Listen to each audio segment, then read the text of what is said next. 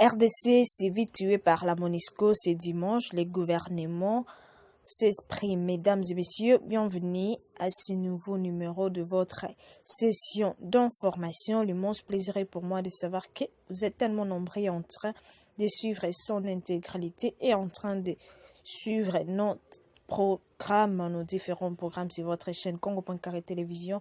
Merci pour votre fidélité, merci pour votre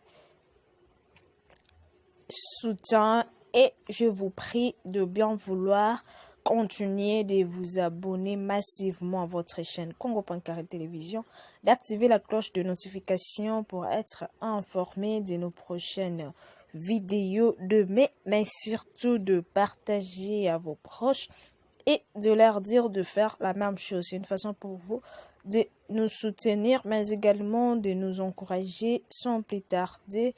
Entrons dans le vif du sujet. Le gouvernement de la République démocratique du Congo a appris avec consternation l'incident grave qui s'est produit ce dimanche 31 juillet 2022 au poste frontalier de Kasindi entre la République démocratique du Congo et l'Ouganda, donc aux frontières de la République démocratique du Congo et de l'Ouganda. Il condamne et déplore vigoureusement cet incident malheureux dont le bilan provisoire fait état de 2 compatriotes décédés, 15 autres blessés à la suite de coups de feu tirés par le casque bleu d'un contingent de la brigade d'intervention de la MONUSCO en provenance de l'Ouganda et de leur passage en force à la frontière. Le gouvernement présente ses condoléances aux familles éplorées, exprime toute sa compassion aux blessés.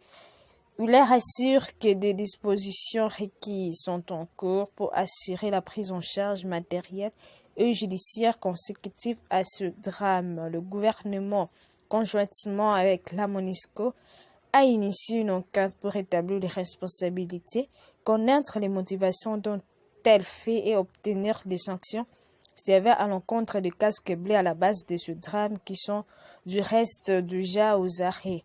Il souligne que les casques bleus concernés ne pourront plus de ces faits faire partie des contingents de la MONUSCO en attendant l'aboutissement du plan de retrait de forces onusiennes de la République démocratique du Congo. Le gouvernement de la République appelle au calme la population congolaise en général et particulièrement celle des Kasindi de toute la province de Nord Kivu, tout en rassurant qu'il veillera à ce que pareil accident ne se reproduise plus.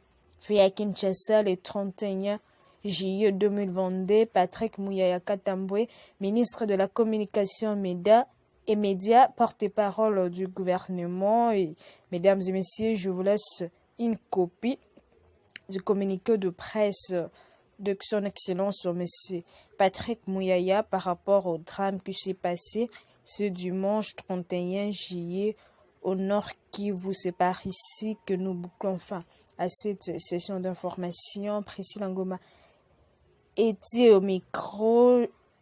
Alors, on se sépare pour se retrouver très prochainement avec le même plaisir. Mais je vous prie de continuer encore une fois de vous abonner massivement à votre chaîne Congo.carré Télévision, d'activer la cloche de notification pour être informé de nos prochaines vidéos, et de continuer de partager pour que vos proches continuent de s'abonner massivement. Une façon pour vous d'alerter la population au calme et de les informer de la situation au Nord Kivu. Donc, on se retrouve très prochainement, mais d'ici là, portez-vous bien. RDC civile tuée par la MONUSCO ce dimanche, les gouvernements s'expriment. Mesdames et messieurs, bienvenue à ce nouveau numéro de votre session d'information. L'immense plaisir est pour moi.